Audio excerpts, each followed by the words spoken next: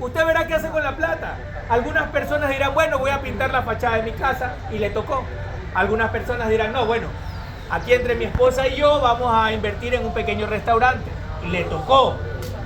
Quizás alguno diga, no, yo ya no tengo edad para invertir, así que yo mejor me voy a quedar con este certificado, lo guarda en el segundo cajón de la casa y todos los años espera su dividendo. Unos $80 anuales. Yo sé que $80 al año no le resuelven el problema a todo el mundo. Pero ya es una ayuda grande. Pero para una familia pobre de 5 miembros, recibir 80 por 5, estamos hablando de $400 que por ahí llegan el 15 de diciembre y para una familia pobre es la diferencia entre tener Navidad o no.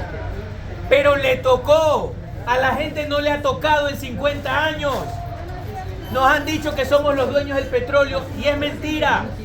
Los políticos se han quedado con eso y hoy por hoy, este año, Petroecuador va a generar pérdidas. Así de ladrones son, no cuidan ni las formas. Por favor, no sé que ha venido para con su hoja de vida, ayúdenos presentándose. ¿Quién va a Sí, lo voy a hacer, solamente terminando esta idea. Una segunda parte entonces de Petroecuador, porque de nada sirve cambiar los dueños si sigue la administración corrupta. Vamos a vender a una empresa de tamaño mundial. Una empresa que con tecnología venga a sacar rápido ese petróleo. Porque como ya tenemos las acciones en los bolsillos, nuestras acciones suben de precio si es que comenzamos a sacar más petróleo. Vamos a venderle, no regalarle, no concesionarle, venderle a una empresa de tamaño mundial, llámese British Petroleum, Shell, le vendemos otra parte de las acciones. Ellos nos van a pagar 20.000 millones por ese paquete accionario. ¿Qué haríamos entonces nosotros con 20.000 millones? Podemos armar infraestructuras de primer mundo, que tengamos trenes de alta velocidad que unan Quito, Riobamba, Guayaquil en 1 hora 50 minutos, trenes que unan Cuenca hasta Tulcán, que lleguen en 2 horas 50 minutos. Así se reactiva no solamente el turismo, sino que un tren de carga también lleva carga. Es decir, un tren de carga puede llevar hasta 240 contenedores, es decir, 600 camiones con un solo conductor. Por eso es que uno se explica. ¿Qué nos puede hablar con respecto al tema de seguridad en el país? Vamos a hablar de seguridad, pero es muy importante. Y no estamos nada concreto. Bueno, sí es concreto, porque precisamente aquí en Cuenca tengo amigos que venden leche y a los agricultores, a los ganaderos aquí en Cuenca, les pagan hasta 35 centavos por el litro de leche. De eso sí tenemos que hablar, porque se tienen precios oficiales y en 50 años eso no ha hecho que los ganaderos sean ricos. Lo que necesitamos son ideas del primer mundo y de eso hemos venido a hablar. Porque en el primer mundo, en España por ejemplo, a un ganadero le pagan el doble por un litro de leche. Por eso son ricos. Mientras tanto, cuando uno va al supermercado, cuando una madre de familia va al supermercado, en el primer mundo, en el supermercado Al Día, en el Eroski, se encuentra que el litro de leche allá es 10% más barato que en Ecuador. ¿Por qué? Porque la distribución es más rápida, porque la cadena logística es más eficiente, porque la intermediación es más barata. Eso es lo que nosotros queremos para Ecuador, las ideas del primer mundo. Y también tenemos un reseteo en materia de seguridad. Ese reseteo en materia de seguridad es nuestro plan Artillería contra la delincuencia. Vamos a pulverizar al crimen organizado. Si tienen que haber muertos, ya no van a ser nuestros niños inocentes, víctimas de una bala perdida. Ya no van a ser los padres de familia que se levantan a las 5 de la mañana a trabajar y porque les cuesta el sudor de su frente, se niegan a pagar una vacuna. Si tienen que haber muertos, serán ellos, los secuestradores, los sicarios, quienes recluten niños para el crimen organizado. Vamos a separar a los niños de este fuego cruzado y una vez que los separemos por medio de leyes, comienza la artillería contra la delincuencia. En este plan de artillería contra la delincuencia tenemos 3 planes principales. El primero, vamos a optimizar a nuestras Fuerzas Armadas. Vamos a hacer un sistema similar al de Italia, como los carabinieri, que en época de guerra son militares y en época de paz son policías. Vamos a optimizar la platita que le pagamos a las Fuerzas Armadas. Ellas, en paralelo con nuestra gloriosa Policía Nacional, vamos a entrar en mayor número a los barrios, porque cuando controlamos los barrios seguros, se mantienen seguros. Y cuando nos metemos a los barrios calientes con toda la fuerza del Estado, haremos a un lado al crimen organizado y los jóvenes ya no van a tener que pagar vacuna para entrar o salir de los barrios peligrosos. Como segundo punto, se va a eliminar el SNAI. Necesitamos que los militares, a través de su fuerza de más de 100.000 reservistas, comiencen a controlar permanentemente las cárceles y que los presos trabajen como chinos, que los presos trabajen por su casa y comida. Tenemos de hecho el plan chino, Centro Humanitario de Inclusión y Nuevas Oportunidades, chino, que el día de mañana, bien sea que el municipio maneje la cárcel o bien sea que el Estado... Actualmente las cárceles están siendo controladas por los militares, ya están siendo controladas. Pero... ¿Cuál es la realidad? Entonces... No. Es muy importante. Quien controla las cárceles es actualmente el SNAI. Y al SNAI se le escapan los más buscados, son civiles. Cuando aumentan los picos de violencia, ahí recién meten a los militares y bajan los picos de violencia, y cuando se van los militares aumentan otra vez los picos de violencia. Lo que queremos es que estén ahí permanentemente como mandato constitucional. Luego, que sean los municipios o el Estado central quien administrativamente maneje la cárcel y que pueda vender la fuerza laboral de estos presos. Es decir, no es el Estado el que va a pagar el sueldo, faltaba más. Si no estamos poniendo platita donde nuestros niños, donde nuestros jóvenes, donde nuestros agricultores, ¿qué vamos a estar poniéndola en las cárceles? Lo que tenemos que hacer es permitir que esa fuerza laboral la vendamos a una empresa americana que venga a confeccionar. Señor candidato, si ni siquiera hay empleo en estos momentos, estamos con un subempleo bastante alto que ronda el 40%. ¿Cómo vender algo que en sí no tiene ningún precio en el mercado en estos momentos o que mucha gente dudaría en poderla comprar? A ver, bueno, le explico. Lo que nosotros queremos es vender esa fuerza laboral, es decir, que le digamos a Tommy Hilfiger, a Lacoste, a Ralph Lauren, le digamos, a ver, tú estás pagando ¿cuánto? $385 mensuales en Shanghai por un chino. Ok, ven a pagar $300 por un preso. Estás pagando $325 en Piura por un peruano mensualmente. Ok, ven a pagar $300, es más barato que contrates a un preso. Y así vamos a hacer que los presos trabajen. Les vamos a cobrar a los presos $100 por casa y comida. Es decir, al Estado ese preso ya no le va a costar plata de sus impuestos. Ya no van a ir sus impuestos a pagar la casa y comida de ese preso. Ese preso, como decimos en Inglaterra, se lava su propia cara. A ver, ¿qué decir un poco en cuanto a la pobreza? O sea, porque se necesita, o sea, como que también atender la pobreza, la educación. Definitivo, o y sea, lo voy a hablar, por eso eso tenemos 5 puntos del plan. No, estoy explicando el plan chino. Yo entiendo que puede ser que no le guste el plan chino porque, no quiera que los presos trabajen. Yo sí quiero que los presos trabajen para resarcir el daño que le han hecho a la sociedad. Sí, bien está. Nosotros queremos que los presos aprendan a ganarse el pan con el sudor de su frente porque algún día le quitaron la propiedad privada a alguien. Y este gobierno va a defender la vida, la libertad y la propiedad privada de la gente. Señor candidato, vamos a las lecturas. ¿Cuál es su lectura con respecto a la educación para minería en el país? Un trabajo que valore. Nosotros sabemos, y lo hemos dicho públicamente, que en este país existe un pacto mercantilista macabro entre el estatismo que reparte el naipe y una oligarquía que se aprovecha de los contratos. Pero lo que recién comenzamos a decir hace pocas semanas ha sido la existencia de un pacto de las sombras, un pacto debajo de la mesa entre el estatismo, porque esto no es posible sin estatismo, y el crimen organizado. Ese crimen organizado que hoy está a cargo de la minería ilegal y que ya le ha pasado factura a algunos alcaldes. Hay alcaldes muertos, concejales muertos, porque es indudable que el crimen organizado ya puso sus tentáculos allí. Para ganarle el terreno necesitamos gran minería, una minería que pueda ser auditada, que pueda cumplir con parámetros medioambientales para que Ecuador se desarrolle cuidando al medio ambiente. Tengo la suerte de ser el único candidato de la papeleta que es un experto en cuidado medioambiental y sabe cómo hacer plata del cuidado medioambiental. Esto en la ciudad de Londres, quien apunta a ser el líder mundial en financiamiento medioambiental, tiene una comisión de salud ambiental. Yo soy miembro de esa comisión en la ciudad de Londres, por donde pasan 3.8 trillones de dólares al día.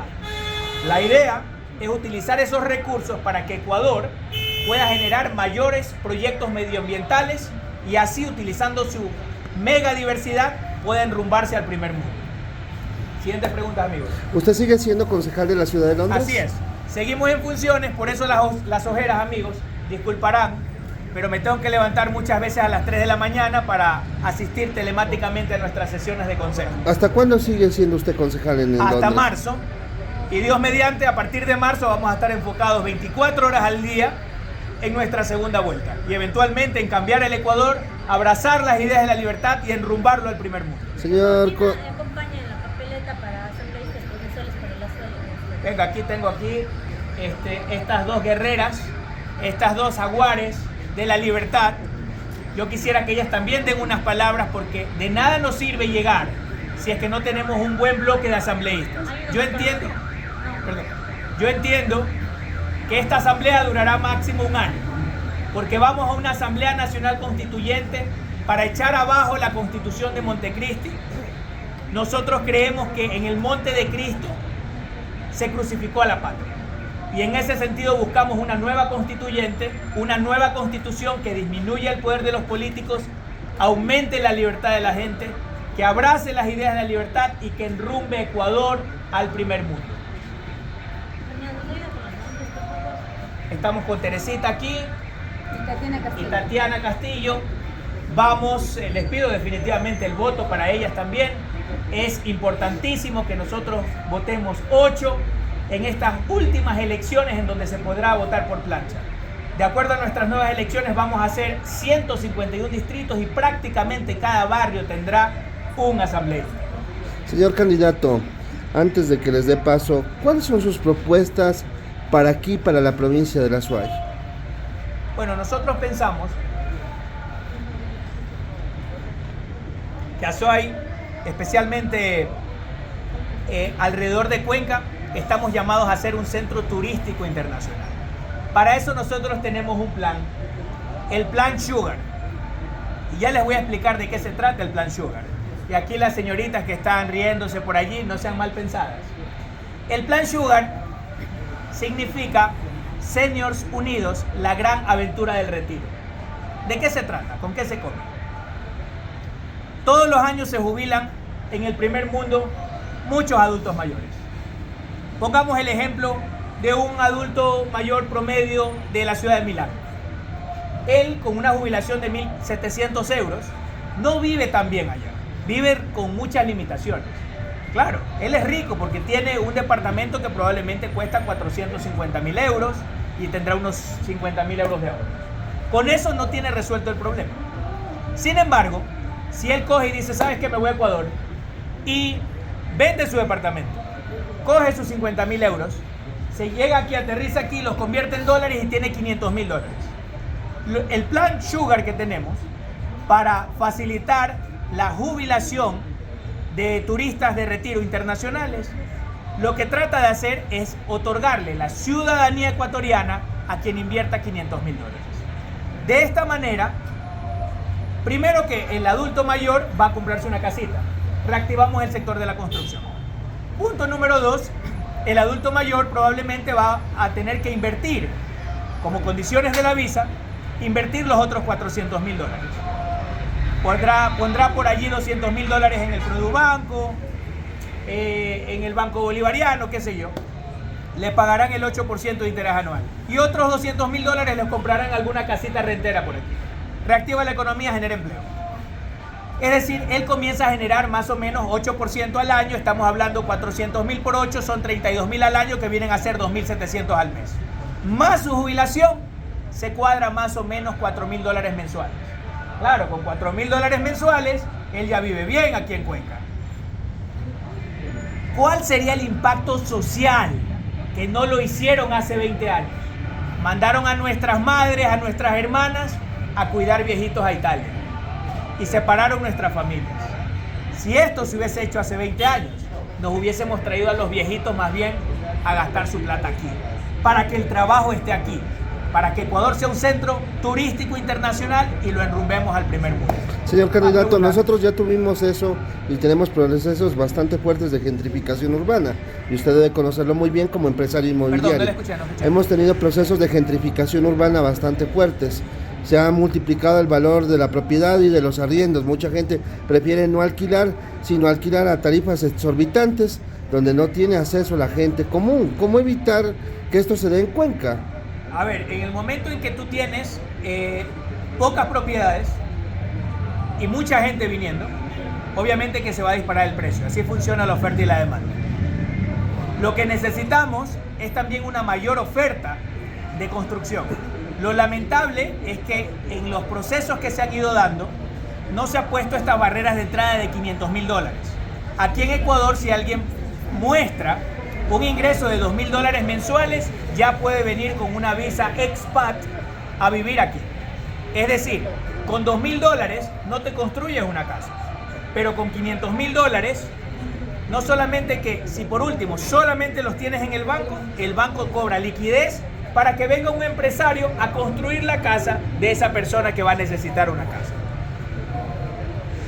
Las soluciones para que Ecuador llegue a ser un país de primer mundo no son más estados, no son más restricciones. Son más libertad, son mayor economía, mayor movimiento económico.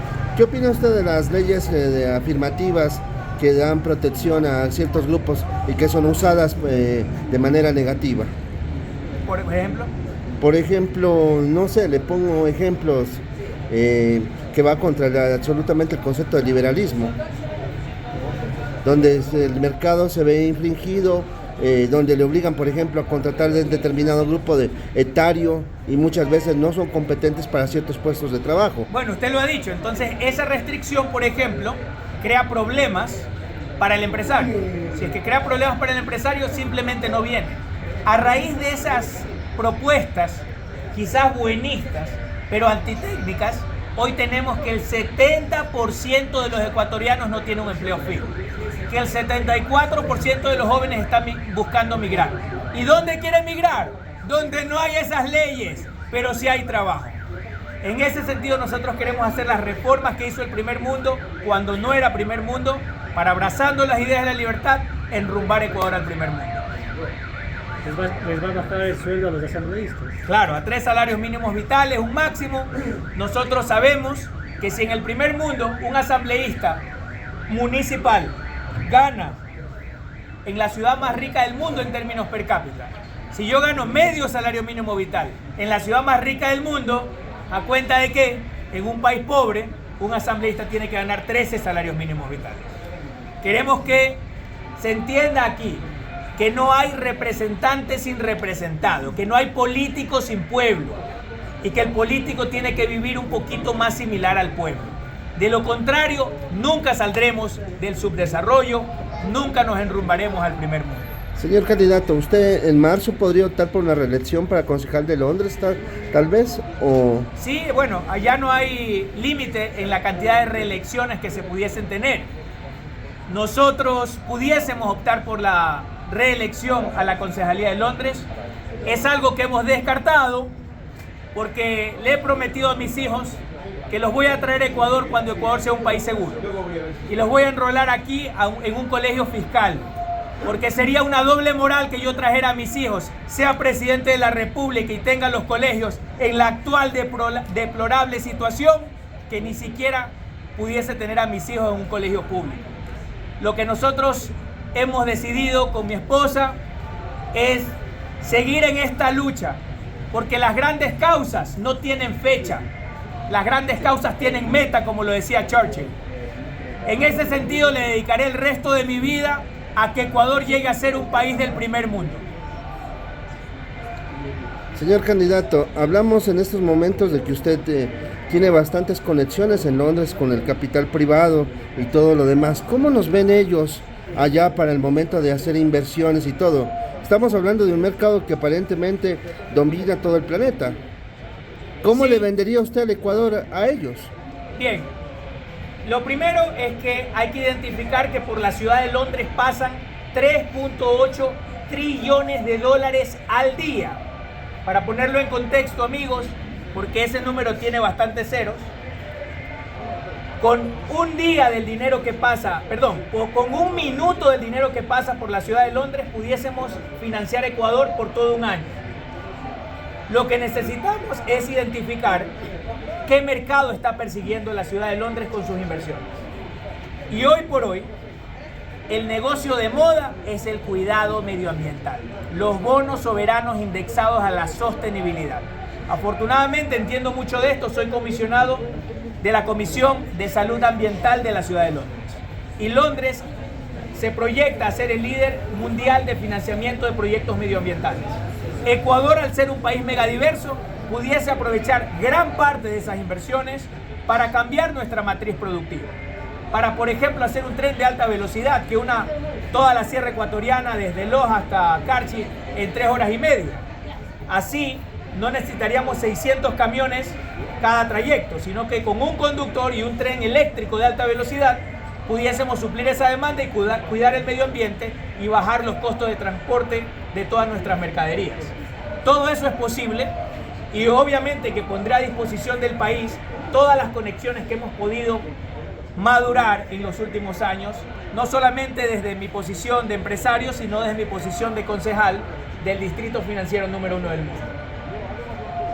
¿Se puede poner medidas fuertes como hacen en Singapur con respecto a la delincuencia y la corrupción? Claro que sí, nosotros tenemos nuestro plan Artillería contra la delincuencia. Vamos a pulverizar al crimen organizado, vamos a utilizar la diplomacia de la lucha contra el crimen organizado. Lo que queremos es hacer acuerdos de cooperación militar con todos los ejércitos del mundo, especialmente los damnificados del envío de drogas, pero también con otros ejércitos que nos pueden proveer de tecnología barata, de inteligencia, que nos pueden proveer de varios recursos, incluso de bases militares si fuese necesario, de drones, porque ahora las guerras se ganan con tecnología. Porque entre varios ejércitos del mundo vamos a pulverizar al crimen organizado.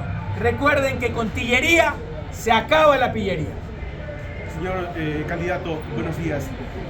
¿Cuál es la parte central de las propuestas que usted tiene en torno a la campaña que está realizando a nivel nacional?